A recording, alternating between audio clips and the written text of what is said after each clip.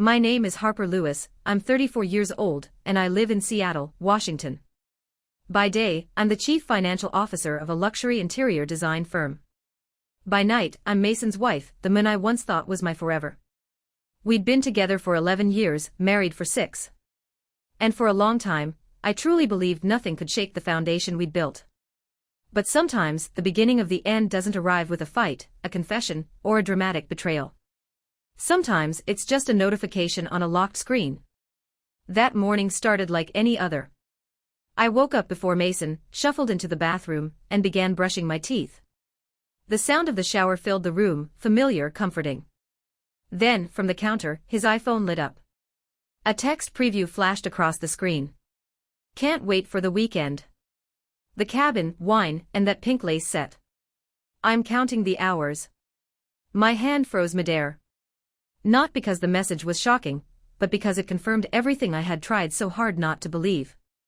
I stood there, toothbrush in hand, foam gathering at the corners of my mouth, my feet pressed against the cold tile.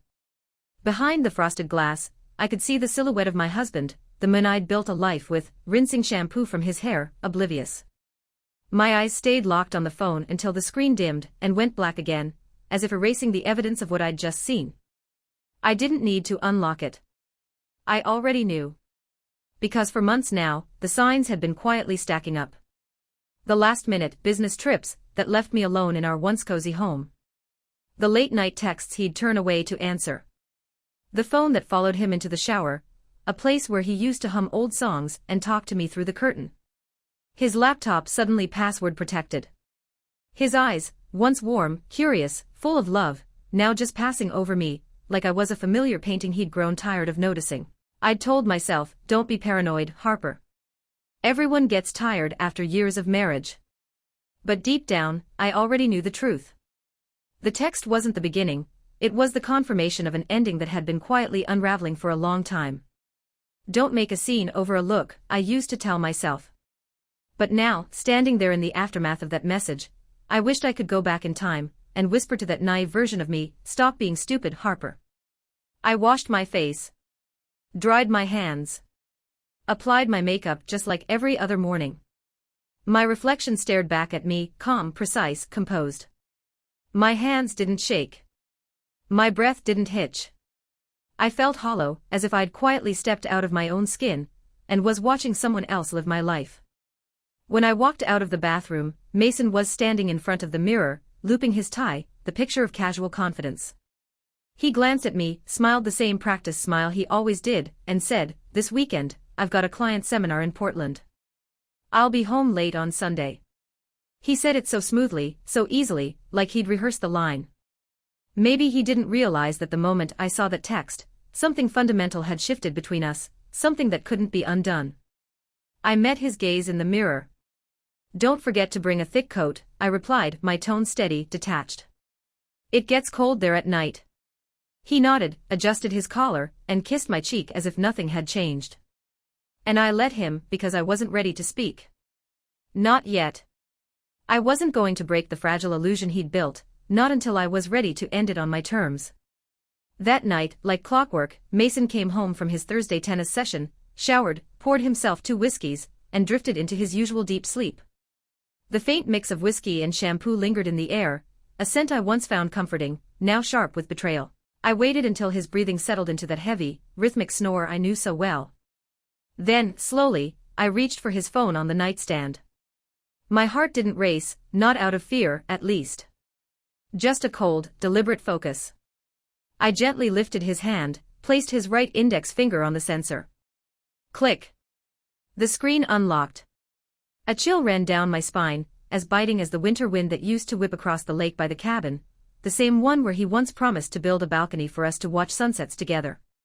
That message about the pink lace set was just the beginning.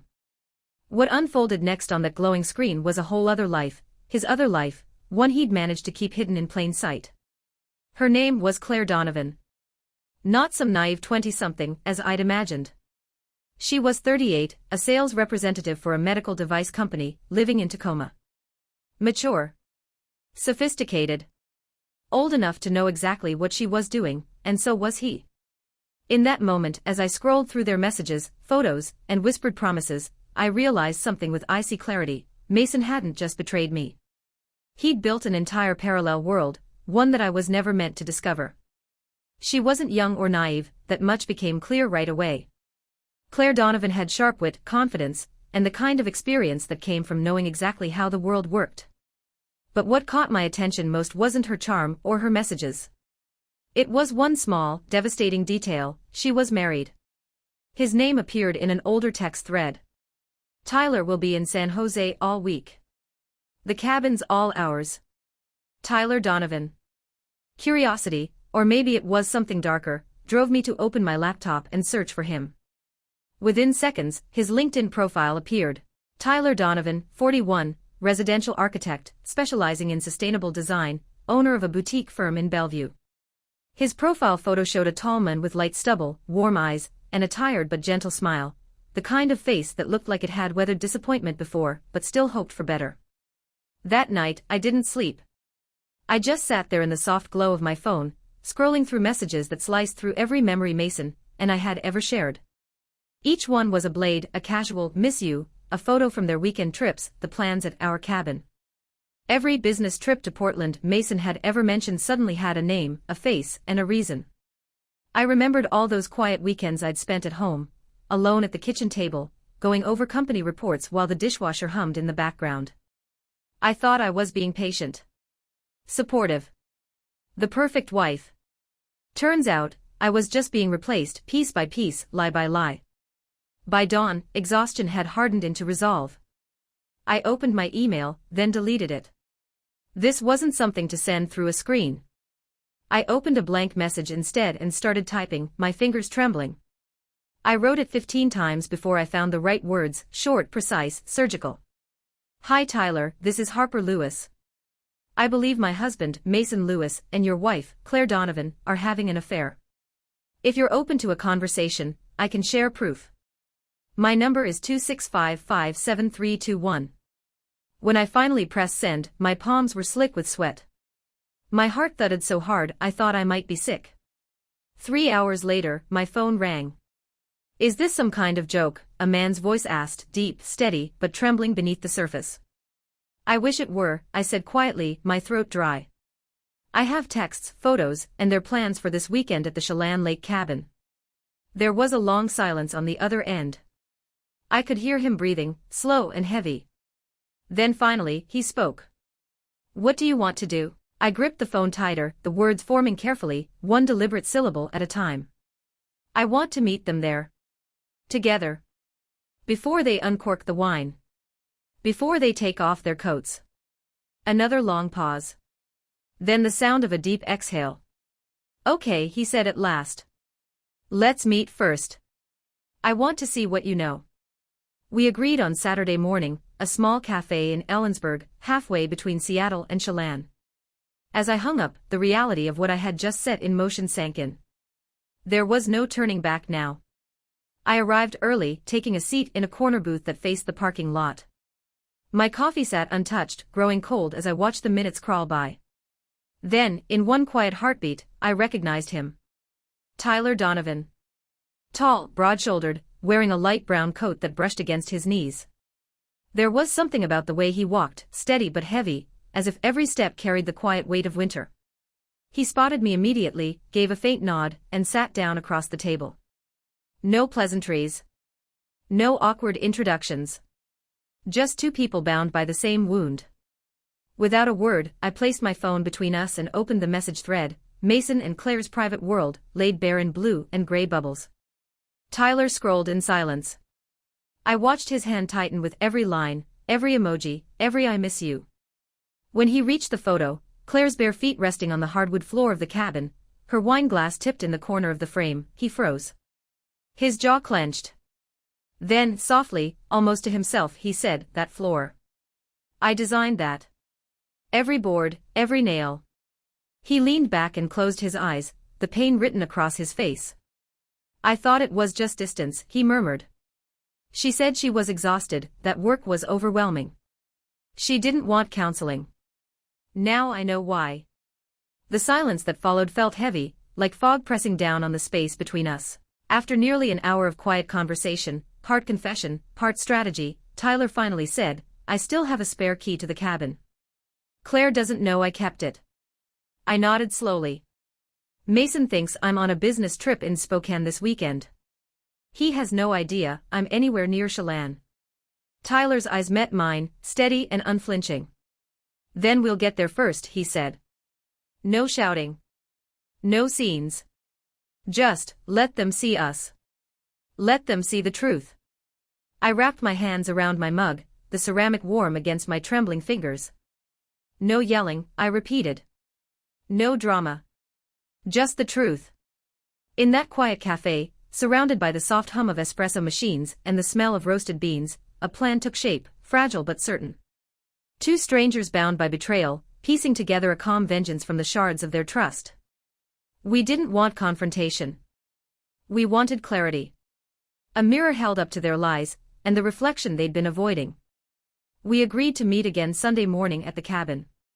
Claire and Mason were expected to arrive around 6 p.m. By 10 a.m. Sunday, I was driving along the winding road that hugged the edge of Lake Chelan, the air crisp and clean, the pine trees whispering with the wind. The cabin appeared like a secret in the woods, wooden, quiet, deceptively peaceful. Tyler's silver car was already there, dusted with pollen, parked near the steps. Inside, through the wide glass window, I saw him standing by the counter, holding a mug of coffee. His gaze was fixed on the still water beyond the trees, motionless, reflective, as if it, too, was waiting for what was about to unfold. The air was sharp and clear that morning. The kind of clarity that only comes when the truth is no longer a question, but a destination. When I stepped into the cabin, the faint scent of pine and cold air lingered inside. Tyler looked up from where he stood by the window and gave a small nod, a simple, familiar gesture that somehow bridged the distance between two strangers connected by betrayal. "Did you sleep?" he asked quietly, his voice low and rough around the edges. I set my bag down on a wooden chair. "I'm not sure. Maybe I closed my eyes for a few hours." He gave a half-smile that didn't reach his eyes. "I didn't. But I'm used to sleepless nights. Architects do their best work in silence." For a few minutes, neither of us spoke. The quiet wasn't uncomfortable, just the kind that follows emotional storms. Two people sitting amid the wreckage of their lives, waiting for the dust to settle. Finally, I broke the silence. "The last time I was here was 3 years ago. Mason and I came after one of his long business trips." My voice faltered slightly. "This is where I lost our first baby." Tyler's head turned sharply toward me. His expression softened, the pain in his eyes unmistakable. "Claire wanted kids, too," he said after a pause. "We tried. Twice. When both tests failed, she stopped bringing it up. I thought it was grief.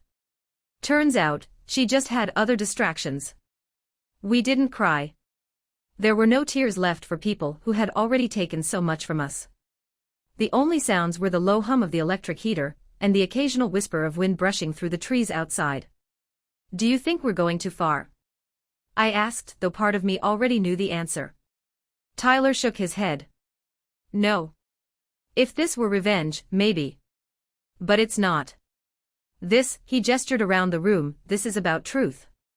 About forcing them to see what they've done, without the lies to hide behind." I nodded slowly. Like some unexpected group therapy session. That drew the faintest smirk from him. Something like that. We began to prepare the cabin, not as a trap but as a stage for truth. Every action deliberate, careful, almost ceremonial. I wiped down the long wooden table in the living room, the same one Mason and Claire had likely used for their work weekends. The surface gleamed in the soft amber light. Tyler went out to his car and returned with a bottle of red wine, Claire's favorite, he told me.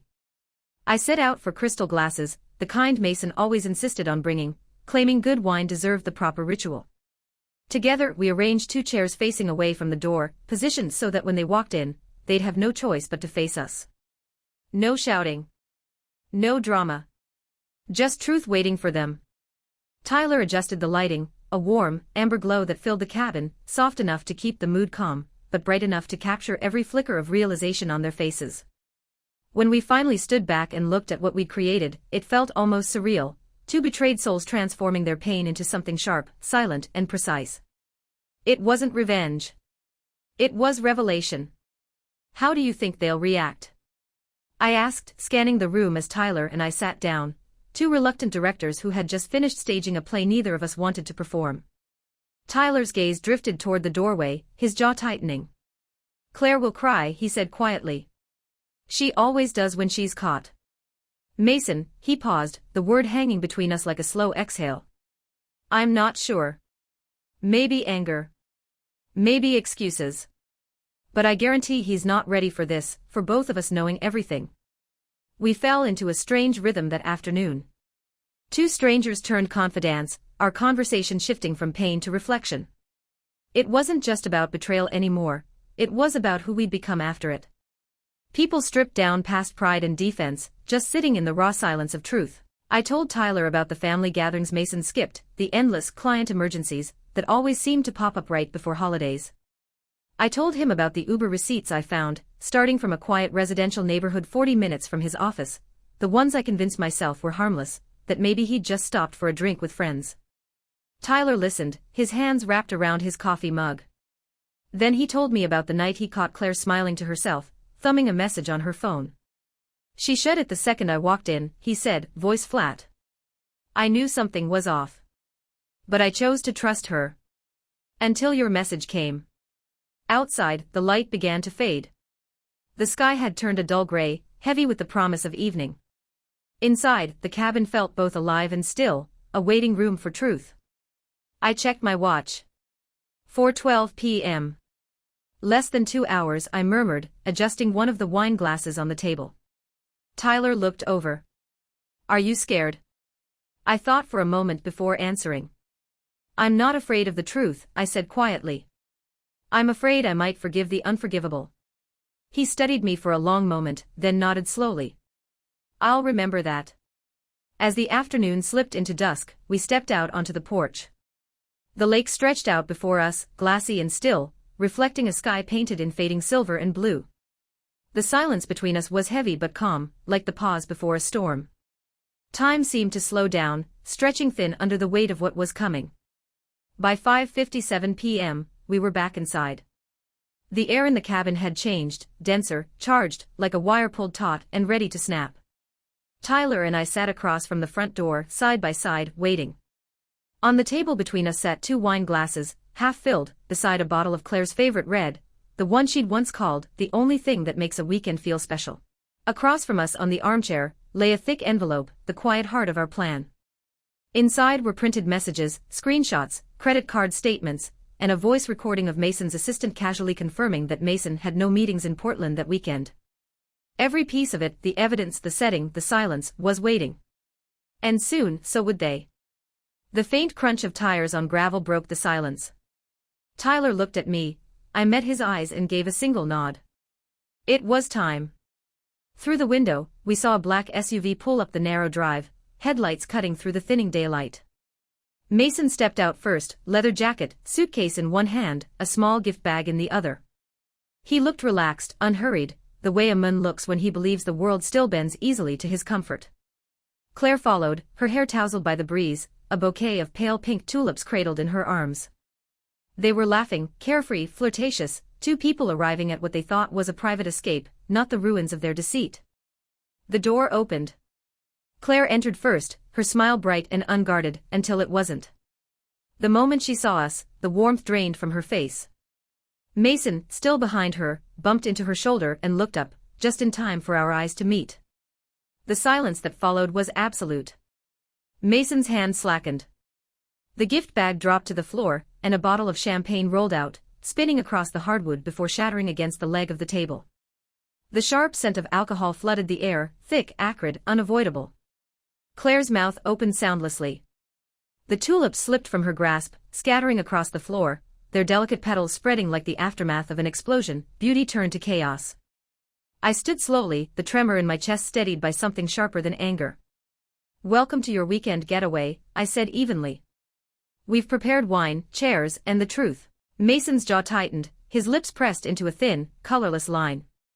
He looked from me to Tyler, then back again, calculating, always calculating. Claire took half a step backward, her eyes flickering between us like a trapped animal searching for a way out. Harper, it's not what you think, Mason began, his voice trembling on the edge of performance. I tilted my head slightly. No? I asked, my tone light, almost curious. Then what is it? The texts about the cabin. The wine receipts. The Uber trips to her neighborhood. Are those not what I think either? Before Mason could speak, Tyler rose from his chair. His voice was low, controlled, but there was an unmistakable edge to it. And what about me, Claire? You said you were going to a seminar with a female coworker. You even texted me, "Good night, miss you," before you turned off your phone. He took a step closer. Was I imagining that too? Claire's composure crumbled. Her face folded in on itself as she covered it with trembling hands. Tyler, please, don't. Tyler's voice hardened, steel beneath calm. Don't what? Don't stand here and face you. Don't listen to the truth you've both been hiding. Don't watch my wife cheating in the house I designed with my own hands. The air felt electric, charged and dangerous. Mason's chest rose and fell quickly, but he said nothing. Claire sobbed quietly into her palms, her shoulders shaking. I reached down, picked up the thick envelope from the chair beside me, and placed it on the table between us, between truth and denial. Inside, I said, my voice steady, is everything you both worked so hard to keep secret. Consider it the bill for all the lies. The room fell silent again, the kind of silence that doesn't come from peace but from reckoning. I didn't come here empty-handed, I said, my voice calm but unyielding. I spent the last 48 hours gathering everything, call logs, messages, photos from the company wedding you both attended. The one you, Mason, told me was just a weekend with the guys. Claire's complexion drained to a ghostly pale. Mason's eyes flickered with panic as he snatched the envelope from the table. He flipped through the pages, text exchanges, receipts, printed screenshots, each one another crack in the facade he'd built. After a few seconds, he slammed the packet down, his breathing sharp and uneven. You were spying on me, he spat, his tone half outrage, half desperation. I met his gaze without flinching. No. I was verifying the truth. Because for too long, I trusted you when every instinct told me not to. And because you were careful, too careful, I had to be even more so. Claire sank into a chair, her shoulders trembling, hair disheveled as tears streamed down her face. Tyler didn't move toward her. He stood by the window, hands on his hips, staring out at the lake as if the calm water might offer him air. His voice came quietly, almost detached. Claire, how long? She hesitated, one beat, two, then whispered, 7 months. The words hit harder than I expected. My stomach tightened, the air leaving my chest in a dull, invisible ache. Mason clenched his fists, the tension in his jaw visible. Harper, he said, stepping forward, his voice pleading. I was wrong. But that doesn't mean I ever stopped loving you. I stepped back, my expression cold, unshaken. If the love you're talking about is the kind that brings another woman to the same place where I lost our child, my voice cracked, just slightly. Then you can keep it. Silence. Heavy, suffocating silence. Claire's sobs turned to shallow breaths. Tyler didn't move. Mason stared at the floor, eyes unfocused, as though realizing, finally, that his web had collapsed. I took a slow breath, reclaiming the stillness that had always been mine. You can choose to leave now, I said, or you can sit and listen to everything. But if you think there's even the smallest chance of forgiveness, I paused, meeting his eyes one last time. Then you've completely misunderstood who I am. Tyler turned from the window, his face shadowed. I need some air, he said quietly. I nodded. So do I. We stepped out onto the porch, leaving behind two people crumbling in the wreckage of their own deceit. Outside, Lake Chelan stretched wide and unmoving, its surface like glass. But beneath the calm, I could feel it, the wind beginning to rise, the shift before the storm. When we returned, the living room was eerily still. Claire and Mason sat apart, not touching, not speaking. Their eyes avoided each other, fixed instead on the floor, the battlefield of fallen tulips and broken glass. The air was thick now, almost solid, filled with the weight of everything left unsaid. I pulled a chair across from Mason and sat down. The creak of the wood sounded louder than words. It's time, I said quietly. Let's finish this. Tyler sat beside me, his posture rigid, his gaze locked on Claire. The room had fallen into a silence so heavy it felt alive, the kind that presses against your ribs and makes every breath sound too loud. No one spoke. Not until I placed the second folder on the table. The dull thud of paper against wood was enough to make Mason flinch. "Mason," I said evenly, eyes fixed on him, "have you ever told Claire why we've kept separate finances for the past 6 years?" He stiffened. "Harper, I'll tell her." I didn't let him finish. "Claire," I said, my tone calm but sharp as glass, "maybe you didn't know this, Mason once racked up over $42,000 in gambling debt back in 2015. His parents quietly paid it off to keep it from reaching the bank or the firm. After that, I insisted on separate accounts, not because I didn't trust him, but because I'd already seen how easily he could hide things." Claire turned to Mason, her expression stunned, her voice trembling. "You never told me that." "Because it has nothing to do with what's happening today," Mason snapped, his tone defensive, brittle. "Doesn't it?" I tilted my head, watching him unravel. "You cheated on me and tried to justify it by calling me distant. Cold. Too focused on work. But you conveniently forgot to tell your mistress that I've been the one paying this cabin's mortgage every month while you were out lying and playing cards with your old gambling buddies in Tacoma." Mason's shoulders slumped. His mouth opened, then closed again, no words finding their way out. Tyler exhaled slowly and shifted his attention to Claire. His voice was calm, but there was steel beneath it. "And you, Claire," he began, "you told me the bank delayed the roof repair loan. But the truth is, you transferred nearly $10,000 to a rehab center in Spokane. The recipient, Jackson Donovan. That's your brother, isn't it?" Claire's face drained of color. I didn't want you to worry," she stammered. "No," Tyler said, his tone tightening. "You didn't want to share the truth. You've been living 2 lives, one with me, one with Mason, and both were built on lies and omissions. You didn't just betray me, Claire. You betrayed the life we were trying to build." The air in the cabin turned thick again, heavy with shame, deceit, and the slow suffocation of unspoken things. The heater hummed softly, the only sound left between the 4 of us. I looked at them, 2 people who'd sworn love but had built their world on rot. Then I nodded slightly and said, "This is the only thing the 2 of you have in common, secrets. The kind that destroy everything around them." Tyler didn't look away from Claire. Mason didn't move at all. For a long moment, no one breathed. Outside, the sky had begun to dim, the reflection of the lake turning from silver to ash. Inside, the truth had finished its quiet work, dismantling every illusion left standing. "You've never been honest with either of us," I said, my voice calm but cutting through the air like a blade. "And even with each other, it's never been the truth. Just polished versions of yourselves that look good under warm lighting." Claire's composure shattered. Tears spilled down her cheeks as she shook her head. "I never meant for it to go this far." "But you let it," I replied quietly. "You always had a choice. You both did." For a moment, all I could hear was the faint hum of the heater and the uneven sound of Claire's sobbing. "I don't even know what hurts more," I continued, "being betrayed, or realizing the person who betrayed you doesn't even have the courage to admit they were wrong." Mason looked up at me, eyes red and swollen. "I'm sorry, Harper. Truly sorry." I met his gaze, steady and unflinching. "Sorry doesn't change the truth," I said. "And love, if it ever existed, can't save a marriage that's already rotted from the roots." Tyler stood then, his exhaustion etched in every line of his face. The anger was gone, only quiet disillusionment remained. "Claire," he said softly, "do you know what hurts the most? It's not the affair. It's that you never once considered telling me the truth. You thought I wasn't strong enough to handle it, or maybe that I didn't deserve it." Claire didn't respond. Her face was streaked with tears, her lips trembling as she tried and failed to speak. I rose to my feet as well. "I didn't come here to win anyone back," I said. "I came here to reclaim the truth." My eyes shifted between Mason and Claire. "The truth is, Mason, you don't love me. You love the validation of being admired.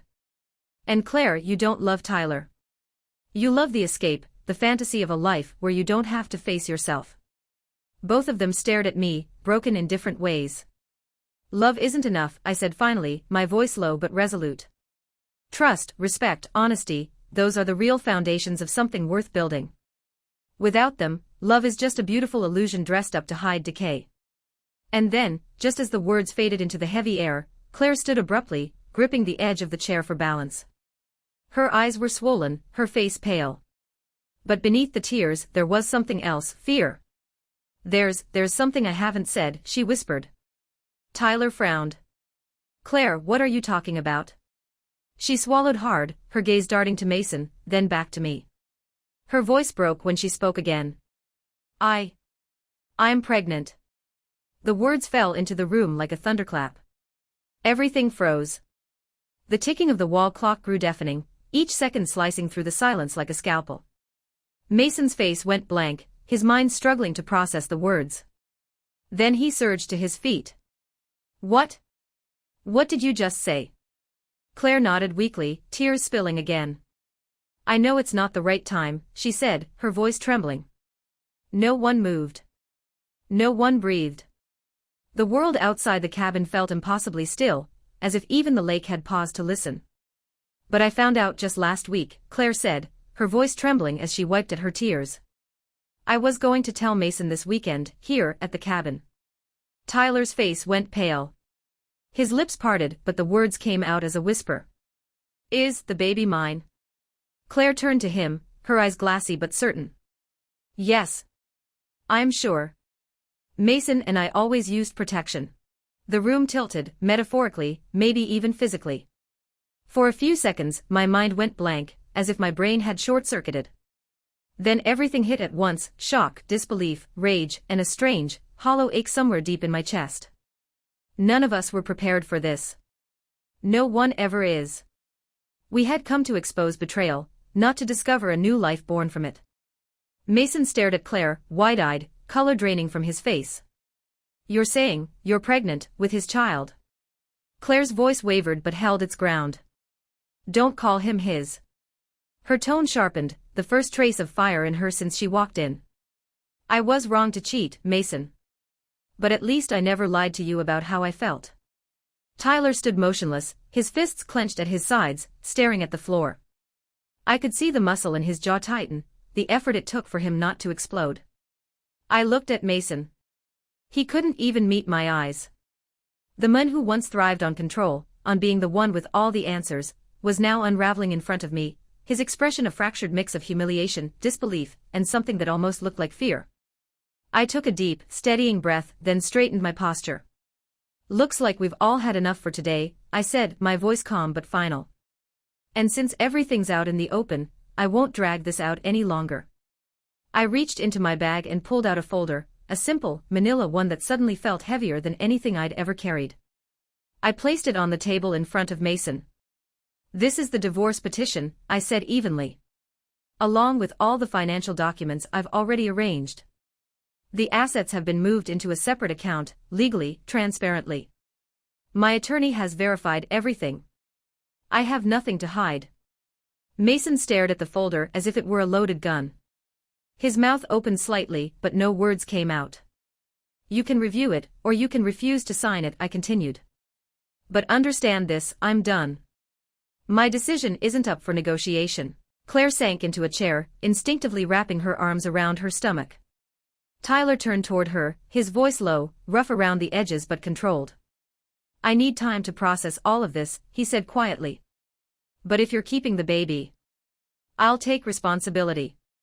The child isn't at fault. Claire nodded weakly, tears glistening on her lashes. I know, she whispered. And thank you, for still being able to say that. For the first time that day, I saw something raw and human flicker across Tyler's face, pain, yes, but also the faintest glimmer of reluctant acceptance. I looked at them both, then finally turned to Mason. The man who once held every part of my life in his hands now sat small, silent, and defeated. Congratulations, Mason, I said quietly. You wanted a new life. Now you have it. Then I picked up my coat, slung my bag over my shoulder, and walked out of the cabin without looking back. I don't know if you still have something to say, I said quietly, my hand resting on the folder between us, but if you do, now's the time. Mason finally lifted his head. His eyes were bloodshot, his face drawn and weary. Harper, he began, his voice hoarse, all of this, it's not worth ending everything over. We had so many good things. You're right, I said, nodding slowly. We did have good things. Beautiful things, even. But the fact that you chose to throw them away, for a fleeting thrill with someone who can't even be honest with her own husband, means I have to protect what's left of my life. Mason's shoulders slumped, and for a moment, he looked like a man who'd finally realized the cost of his own destruction. Tyler stood then, his tone calm but resolute. I'll head to the car, he said. Harper, if you need anything, call me. I think we still have a few conversations left to finish. I gave him a small nod, grateful for his steady presence amid the chaos. Thank you, I said softly. Claire hesitated, then took a few tentative steps toward me. Her voice was fragile, raw.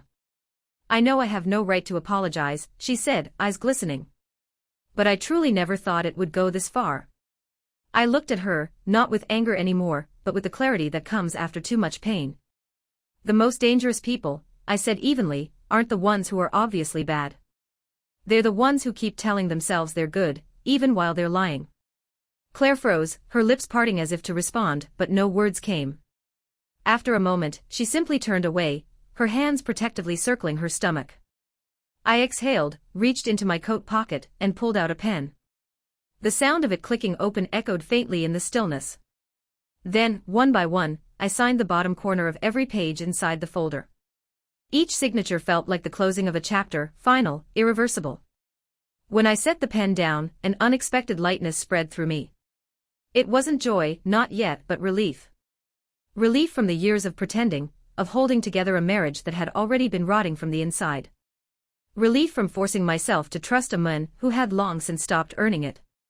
I looked at Mason, the man who had once been my entire world. The one I had imagined growing old with. Good luck, I said quietly. You're going to need more than that. Tyler and I walked out of the cabin around 9. The air outside was crisp, carrying the faint scent of pine, and the lake's cold stillness. Neither of us spoke as we descended the porch steps. There was nothing left to say. When I glanced back through the cabin's window, Mason was still seated, unmoving, his silhouette heavy against the amber light. Claire sat curled in the far corner, clutching her stomach, as if the only thing left to hold onto was the fragile life she'd just confessed was growing inside her. No one followed us out. No one needed to. The door closed softly behind us, sealing the end of everything that had once been. We walked in silence, the crunch of dried leaves beneath our shoes marking the end of something that had once defined my entire life. The night air was cool, almost cleansing. For the first time in months, I felt like I could breathe again. Tyler walked a step ahead, then turned and opened the car door for me. His movements were quiet, deliberate, an anchor in the aftermath of chaos. Once we were both inside, he didn't start the engine right away. Instead, he looked at me, his voice low but steady. Do you want to eat something? He asked. There's this little place in downtown Chelan. Nothing fancy, but they stay open late. Their chicken soup's pretty decent. I blinked, surprised, and then laughed. It came out rough, unpolished, but real. The kind of laugh that catches you off guard when you've forgotten how it feels. Yeah, I said, smiling faintly. Let's eat. I'm starving. The diner was quiet, half lit by the soft amber glow of vintage lamps. The air smelled of butter, coffee, and the faint sweetness of pie crust. We sat across from each other at a small wooden table, our reflections blending into the glass window beside us.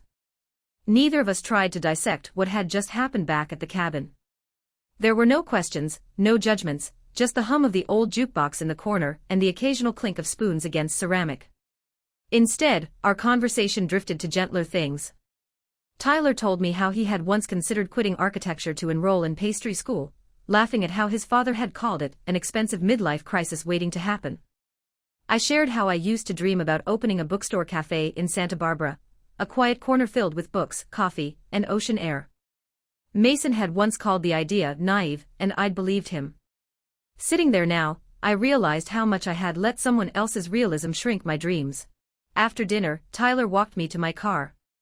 We didn't hug or linger, just exchanged a small, steady handshake and a nod that said more than words could. We didn't become lovers that night. But I knew I had found something rarer, a friend. Someone who had stood beside me in the darkest storm, and didn't try to fix or define it, just stayed until the quiet returned. 6 months later, I stood on the balcony of my small beach house in Port Townsend, a steaming cup of tea warming my hands as the ocean wind tousled my hair. The divorce had been finalized in less than 2 months, thanks to my meticulous preparation, documents, evidence, and assets all neatly arranged. Mason hadn't fought it. Maybe he knew that dragging it out would only leave him with more to lose. In the end, I received the majority of the assets and a one-time buyout for the old cabin. I sold it back to Mason without hesitation. I didn't need a house full of ghosts, no matter how many memories it held. Word eventually reached me that Mason had lost his promotion at the financial firm. His boss, Beatrice Collins, a woman known for her uncompromising sense of integrity, had found out about his personal scandal through an internal company event. She didn't tolerate that kind of betrayal, personal or professional. Sometimes, justice doesn't arrive in grand gestures. It comes quietly, in the form of consequences that finally catch up. No one ever announced it outright, but everyone at Mason's firm knew. Gradually, he was eased out of the spotlight, first removed from major projects, then quietly passed over for the next executive director position. Eventually, he became the guy overseeing Team B temporarily, a polite corporate exile dressed as internal restructuring. He still showed up, still wore his tailored suits, but the confidence was gone. What replaced it was the hollow routine of a man who used to matter. Last week, Claire gave birth. Tyler texted me late at night. Baby's here. Healthy. A girl. Emotions are all over the place, but we're trying. Attached was a photo, a tiny hand wrapped tightly around Claire's finger. Tyler looked into the camera with a gentleness I had never seen in him before. It wasn't triumph or forgiveness. It was something quieter, something raw. I don't know if they've rebuilt their relationship or if they even want to. But I can see they're learning to be honest with themselves and with each other, even if it came too late. As for me, life looks different now. I live alone in a small, sunlit house by the sea, not far from Seattle, but far enough that the wind carries nothing but salt and quiet. Every morning, I wake to the soft rush of the tide against the rocks, the kind of sound that reminds you life keeps moving, whether or not you're ready. I changed careers, too. I'm no longer a CFO chained to conference calls and 2 a.m. spreadsheets. I now work as a freelance financial advisor, setting my own hours, choosing clients who respect boundaries and people more than profits. No more midnight emails. No more proving my worth to anyone. I've learned to unplug, to rest, to be. Tyler and I still talk, rarely but consistently. A text on holidays, sometimes a photo, sometimes a memory. Saw a little French-style cabin in Oregon today. Made me think of you, beautiful place. Other times it's just a short call that begins with, "Are you doing okay?" and ends 15 minutes later in quiet laughter. We never talk about the cabin or Mason or Claire anymore. We don't need to. We walk through one of the darkest nights of our lives together, and that kind of bond doesn't need labels. It simply exists, a quiet understanding, steady as the tide. That evening, I sat on my front porch, the horizon bathed in gold. My favorite book rested open in my lap, a small speaker beside me playing a Debussy symphony, soft, wistful, eternal. I didn't think about Mason. I didn't think about loss. There was no anger left. No grief. Only peace. The kind that doesn't announce itself, it just settles in, like dusk over the sea. For the first time in a very long time, I realized something simple, something true. I had survived what once felt impossible. And, somewhere along the way, I had found myself again. One quiet morning in March, as the first blush of sunlight crept over the distant line of pine trees, I woke before dawn, not because of an alarm, a deadline, or another restless night, but simply because I wanted to. For the first time in years, I wanted to be awake for the day itself. The golden light slipped through the glass windows of my small home on the bay in Port Townsend, painting the room in soft, honey-colored tones. It glinted off the rim of my teacup, shimmered across the wooden floor, and cast long, gentle shadows on the walls. I curled up in my favorite armchair, draped a light knit blanket across my legs, and watched the tide roll in quietly, the sea whispering against the shore. My heart felt still, no longer weighed down, no longer aching with questions or what-ifs. Most of all, I no longer felt like the woman who'd been left behind. The divorce was behind me now. The papers had been signed, the house divided, and the silence that followed had slowly turned from haunting to healing. Mason had once been an anchor in my life, a man I built dreams around, a man I believed was home. But I see now that he wasn't meant to stay. He was a chapter, not the story. A costly lesson wrapped in charm and familiarity, sent to teach me something I should have learned long ago. That trust should never be handed to someone who doesn't know how to guard it. That love cannot survive in the absence of honesty. And that blind sacrifice only leads to self-erasure. For years I tried to be everything, a good wife, a successful professional, calm in every storm, forgiving of every flaw. I held our life together with both hands while quietly falling apart inside. And what did I receive in return? A marriage built on half-truths and pretense. A man who no longer looked at me with love, but calculation, like someone carefully plotting his escape while pretending nothing had changed. Did it hurt? Of course. It shattered me. But the pain, once suffocating, had become something else now, a current that had carried me back to shore. Because somewhere along the wreckage, I found myself. I was no longer the woman sitting alone in her car, crying silently after discovering her husband had changed his password again. No longer the woman whispering maybe it's my fault when he turned away at night. No longer the woman gripping her morning coffee just to hear his voice while feeling completely hollow inside. That woman was gone. In her place sat someone new, calmer, clearer, and quietly strong. Someone who didn't need to be chosen to feel complete. Someone who finally understood that peace isn't found in another person, it's built, one sunrise at a time. I am steady now, clear, alert, and strong enough to walk away from anyone who no longer deserves a place in my life. The last time I saw Mason was almost accidental, a financial charity event in downtown Seattle. The room glittered with crystal chandeliers and polite laughter, the kind of event we once attended together as a picture-perfect couple.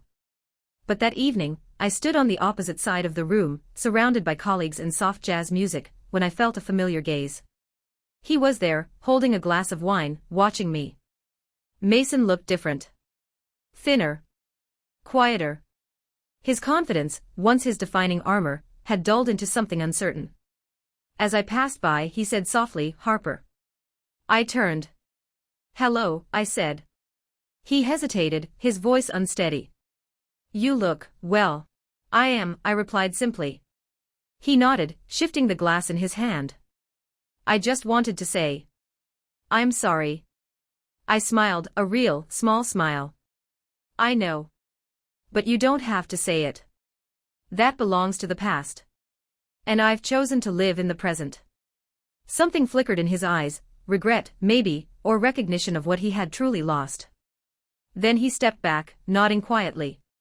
For the first time, I saw him not as the man who once broke me, but as someone small, fragile, almost. A reminder of who I used to be, and how far I had come. Now, every morning in my new home, I open all the windows to let the sunlight flood in. The air smells of salt and lavender. Along my porch, small pots of herbs grow, basil, rosemary, mint, each one a quiet act of rebuilding.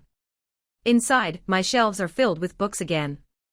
I've begun finishing the manuscript I once abandoned, writing journal entries not about loss but about rediscovery. Letters to my younger self, 25 and naive but full of fire. And I've found a purpose that feels deeply personal, offering financial counseling for divorced women. Not as a detached professional talking numbers and percentages, but as someone who has been there. Who understands what it means to untangle life from someone else's, to rebuild from the ground up, to face the fear of starting over. They trust me. I know why. Because I don't just speak from logic, I speak from a heart that's been broken and carefully, patiently rebuilt. Tyler and I still stay in touch. He's busy now, his hands full with work and a baby girl named Nora. Sometimes he sends a short message, "Nora rolled over today. Her smile looks just like Claire's." I'm happy for them, not because they erased the pain, but because they learned how to face it and grow beyond it. They built something honest from the wreckage, and there's beauty in that. As for me, I'm not looking for love right now. Not the kind that fills silence or keeps loneliness at bay. I'm learning to love myself, the version of me that survived, that healed, that finally understands peace. For years, I tried to be someone else's home.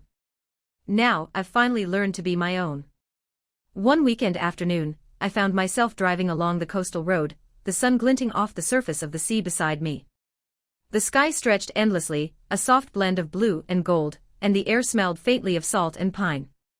I had an old playlist playing through the car speakers, the one Mason once called too sentimental. Dog Days Are Over by Florence Welch filled the air, and for the first time in years, I didn't skip it. I let the song wash over me, singing quietly under my breath as the wind tangled through my hair. I smiled, not because the past had vanished, but because I had finally gone far enough to look back without pain. The scars remained, yes, but they no longer defined me. I once believed that losing someone you loved was the end of everything, that the world would stop, that your heart would never feel whole again. But I was wrong. Loss isn't the end, it's the clearing of a path that was never meant to lead you home. It's the beginning of something purer, freer, something that belongs entirely to you. If someone were to ask me now, Harper, do you regret anything? I would answer without hesitation. No. Not a single thing. Because some people aren't meant to stay forever. They come into our lives to teach us hard lessons, how to let go, how to rebuild, how to walk away when love turns into something that hurts more than it heals. Mason was that lesson. Painful, expensive, unforgettable, but necessary. My story isn't a tragedy. It's a rebirth. From a betrayed wife, I became a woman who learned how to stand again, stronger, softer, wiser. I learned that forgiveness doesn't always mean reconciliation, and that revenge is just another form of attachment. What I chose instead was peace. A quiet, unshakable peace that comes only when you decide to stop bleeding for someone who never learned how to hold you right. Every morning in my new home reminds me of that truth. The soft hum of the waves, the sunlight spilling across my floorboards, all of it whispering the same message: sometimes loss is just life making room for something better. And today, I'm grateful that I had the courage to walk away when it mattered most, and to never look back. What about you? If you were in Harper's place, would you forgive, or walk away?